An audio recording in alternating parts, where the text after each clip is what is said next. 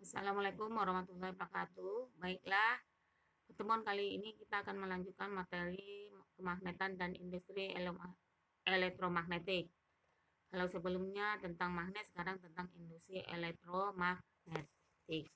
Nah, sini masih berhubungan dengan magnet juga ya. Nah, sini ada kutub utara dan selatan. Nanti apa yang terjadi dengan jarum galvanometer? Nih, jarum galvanometer ini nanti apa yang terjadi itu akan bergerak.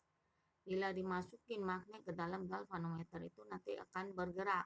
Menggerakkan magnet masuk keluar kumparan, memutar magnet di depan kumparan. Nih, ya.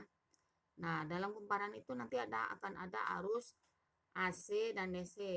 Nah, di sini akan mengalir arus listrik bolak-balik pada kumparan primer yang di dekatnya terdapat kumparan sekunder. Nah, sini arah arus listrik industri itu dapat ditentukan dengan hukum Lens arah ini.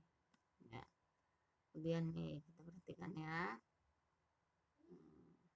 Nah, di sini faktor yang mempengaruhi GGL, besarnya GGL, gaya gerak listrik industri. Pertama, GGL industri sebanding dengan kecepatan perubahan flux magnet. Nah, yang kemudian GGL, faktor yang mempengaruhi besar GGL industri. GGL industri sebanding dengan jumlah lilitan. Kemudian di sini dapat nih, sebanding dengan jumlah lilitan, sebanding dengan kecepatan. Nah, ini rumusnya ya. Perhatikan. Nah, sini contohnya sebuah kumparan yang memiliki jumlah lilitan. Nah, kamu perhatikan ini ya. Nah, kemudian ada generator AC. Nah, ini contoh juga induksi elektromagnetik. Generator DC. Ini AC, DC. Nah, alat yang menggunakan prinsip elektromagnetik itu contohnya dinamo AC. Kemudian ada lagi dinamo DC. Nah, bentuk gelombang dinamo AC nih. Ada lembah, ada gunung, ada lembah, ada gunung, ada lembah. Nah, kalau untuk dinamo DC ada gunung, ada lembah tapi beda ya.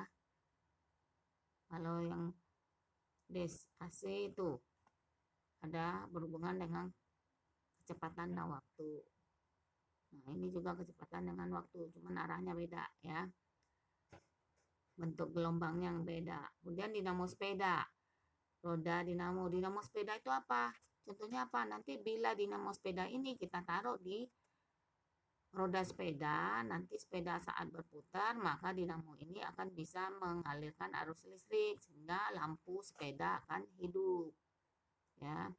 Dan yang keempat, alat transformator, alat untuk mengubah tegangan bolak-balik AC. Bagian utama transformator.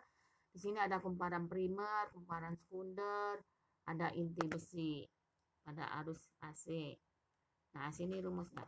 Jenis-jenis transformator itu apa saja? Ada dua, transformator step up dan step down. Yang pertama, transformator step up itu ciri-cirinya apa? Penaik tegangan.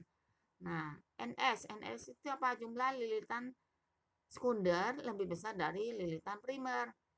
Kemudian, tegangan sekunder lebih besar dari tegangan primer. Kuat arus sekunder lebih kecil dari kuat arus primer.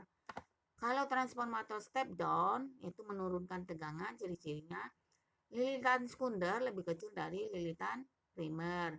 Kemudian tegangan sekunder lebih kecil dari tegangan primer. Kemudian kuat arus sekunder lebih besar dari kuat arus primer. Nah, di sini akan lihat sekunder primer. Apa Bu sekunder primer? Kalau primer itu adalah yang berhubungan dengan arus masuk. Kalau sekunder berhubungan dengan keluar. Kalau lilitan NP berarti jumlah lilitan yang masuk, NS jumlah lilitan yang keluar. Jadi ingat, primer masuk, sekunder keluar. Kemudian nih, di sini rumusnya persamaan transformator, jumlah lilitan transformator sebanding dengan tegangan. Nah, ini rumusnya nih ya. NP per NS sama dengan FP per FS. FP per FS sama dengan IS per IP. Nah, nih. Nah, sini lihat tuh. Ini tegangan primer, lilitan sekunder, tegangan sekunder, lampu. Nah, ada input, output. Nah, sini contohnya lihat. Perhatikan contohnya ya. Nah, sini kita akan mencari tegangan sekunder. Nah, efisiensi transformator. Efisiensi itu apa? Perbandingan energi yang keluar dari transformator dengan energi yang masuk pada transformator. Di mana efisiensi itu WS per WP kali 100%. WS itu mana? PS per PP atau VS per IS, FS kali IS per FP kali IP kali 100% nih. Nah, ini ada keterangannya ya. Nah, penggunaan transformator pada transmisi energi listrik jarak jauh. Nih, coba kamu perhatikan. Jarak jauh ada air, kemudian digerakkan oleh generator PLTA, dijalankan sini nih ya. Nah, ini transmisi, ada strabo, step down, akan mengeluarkan arus, nanti akan mengalirkan energi ke rumah, bisa mengalirkan energi ke gedung-gedung nih, di rumah nih gedung. Nah, di sini ada voltnya 220 volt. Ya.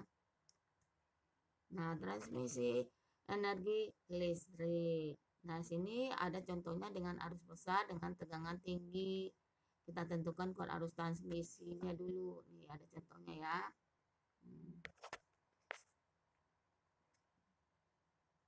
Nah, keuntungan transmisi energi listrik jarak jauh dengan tegangan tinggi. Pertama, energi listrik yang hilang kecil, kemudian memerlukan kabel yang diameternya kecil sehingga harganya lebih murah. Ya. Nah, itulah materi tentang induksi elektromagnetik yang Ibu sampaikan. Semoga kalian semua paham. Kalau tidak paham, boleh bertanya lagi. Akhir kata Ibu ucapkan Assalamualaikum warahmatullahi wabarakatuh.